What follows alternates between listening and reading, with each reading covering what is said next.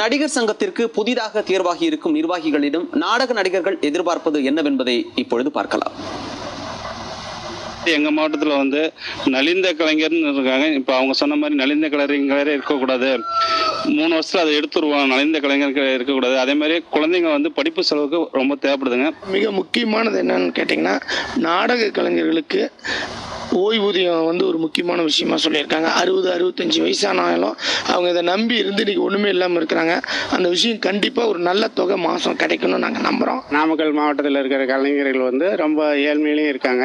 அவங்களுக்கு தக்கபடியான ஒரு கல்வி திட்டத்துக்கோ, படிப்பு வசதிக்கோ, வைத்திய செலவுக்கோ இது மாதிரி இதையெல்லாம் நிறைவேற்றி கொடுத்தாங்கன்னா கொஞ்சம் நல்லா இருக்கும்னு எதிர்பார்க்குறோம். ஆனால் எதிர்பார்க்குற அளவுக்கு அவங்க செய்யறேன்னு சொல்லியிருக்காங்க. நாடக நடிகர்களுக்கு இனிமேல் நல்லா செய்யணும், கண்டிப்பாக செய்வாங்க, எதிர்பார்க்குறோம். மேலும் மேலும் மேலும் மேலும் நடிகர்கள் நடிச்சவங்களுக்கு நல்லா சூப்பராக செய்வாங்க, அது கன்ஃபார்ம்.